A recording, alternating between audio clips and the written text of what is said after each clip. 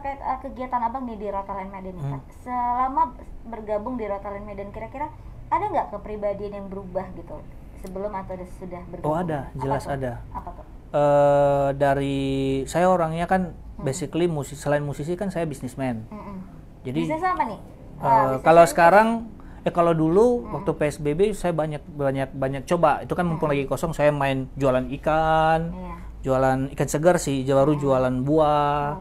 Ya puji Tuhan bangkrut. Tetap disyukurin ya. Ya tapi dari situ saya dapat hal lain. Sampai sekarang gara-gara itu saya jadi bisa buka kafe di satu di Nias. Dan kafe lumayan lah, maksudnya saya invest ke sana dan di saat PPKM begini puji Tuhan jalan gitu. Jadi salah satu pemasukan bisnisnya malah berkembang di sana iya, hidup itu kadang-kadang loh yang paling berat itu adalah menyalurkan berkat atau berbagi di saat berkekurangan. Iya benar. Dan itu yang sulit ya. Iya, dan itu adalah ujian terpenting dalam hidup. Ujian itu sebenarnya ada dua. Satu nggak punya uang. Iya. Satu punya uang. Punya uang nih kita bisa memberi manfaat nggak buat orang lain? Iya, gitu, karena kalau duit kita banyak sebenarnya, ini pasti banyak yang ngalamin. Di saat kita nggak punya duit, itu masih gampang. Kenapa nggak ada duit? Ya paling makan kan. Kita mikirin makanan. Di saat kita punya duit banyak, misalnya nih kita punya duit 100.000. Kita harus lihat orang harus berbagi 1.000. Tapi kan ada perasaan, aduh ini 100.000 sayang banget kalau dipecahin. Itu yang dialami ujian kalau punya duit banyak. Di saat kita punya mindset care sama seseorang atau sama orang-orang lain, percayalah akan ada 1 atau 2 atau 3 yang akan care sama kita nantinya. Ya, tapi itu bukan nalar kita ya, itu udah di luar batas kita. Kalau dibilang alam semesta gitu. Tapi kalau bahasa saya sih Tuhan itu melihat kita. Gitu. Seperti kayak gitu. Ya sampai sekarang intinya saya sekarang baik-baik saja. Status saya kan musisi. Ya, terkena PPKM iya, terimbas iya, tapi sampai sekarang ya saya masih bersuka cita gitu.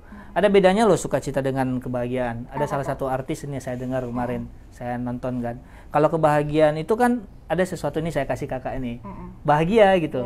Tapi kalau sukacita, itu tiap hari kalau kita sukacita, kita tanpa diberikan tanpa apa kita udah senang. That's right, benar-benar. Kita senang kan. Kayak jadi feeling happy aja gitu. Feeling happy, iya. Nah, sekarang kan yang paling susah dicari di PPKM ini sukacita.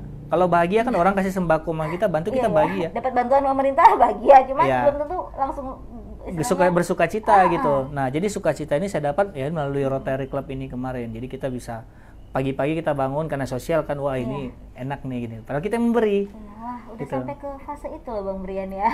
Masih belajar. Kira-kira siapa atau apa mungkin motivasi terbesar dari Bang Brian ini? Motivasi yang membuat istilahnya bisa oke, aku jalanin hidup ini dengan sukacita tadi ya. Motivasinya siapa atau apalah? Susah pertanyaan ini. Susah. Kenapa susah? Karena mau jawab jujur. Kalau mau jawab gampang kan bisa mau jawab apa. Nah, jadi motivasi kita memang sih mencari suatu seseorang atau sesuatu yang inspiratif ya. Di saat kita terpuruk, ini kita lagi terpuruk ini semua kan.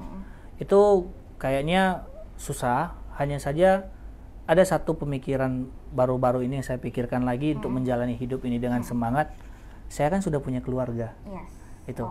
Bukan hanya ini mungkin karena saya lagi udah punya keluarga ya, ataupun misalnya ada seseorang yang punya, dia kan punya orang tua, punya saudara, punya kakak, punya apa.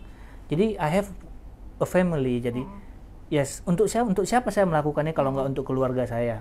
Gitu. Walaupun kita berbuat untuk orang lain itu kan akan balik ke keluarga. Nah, jadi di saat tidak begitu banyak kegiatan seperti ini, ya saya berbakti atau mengabdi, kesempatan saya berbakti untuk kepada keluarga dulu. Gitu. Apa sih nih tantangan buat Bang Brian ketika saat mengembangkan tadi bisnis musik tadi? Oke, tantangannya ya. Kalau di musik ini satu harus paling penting ini. Musik itu cepat sekali berubah. Tren musik itu cepat sekali berubah. Jadi kita harus mengupgrade. Bahkan tiap hari itu harus ada hal-hal yang baru lagi. Karena kalau nggak kita akan tertinggal. Apa hal-hal yang kreatif yang bisa dimasukkan gitu kan? Benar. Ya? Contohnya misalnya dari lagu, jenis lagu, format bandnya atau format grupnya juga, dari skillnya juga itu harus di-upgrade. Karena ini musik ini sama kencangnya prosesnya ini dengan teknologi nih sekarang. Ibaratnya ya kayak dulu kan kita masih 5 tahun yang lalu kita masih suka pakai flash disk. Kalau sekarang udah bukan hanya Joox lagi, YouTube juga udah bisa. Kalau dulu musik mungkin kita suka band misalnya, bisa jadi berapa tahun ke depan udah DJ. Jadi ada satu acara pakai DJ aja kan. Perubahan-perubahan zaman ini Nah, ya. peluang-peluang seperti itu nggak boleh putus. Jadi kalau buat manajemen musik nggak boleh kita puas dengan itu nggak boleh. Kalau enggak, dia akan terkubur. Makanya tetap upgrade skill juga, Benar, segala upgrade macam skill semua. gitu ya.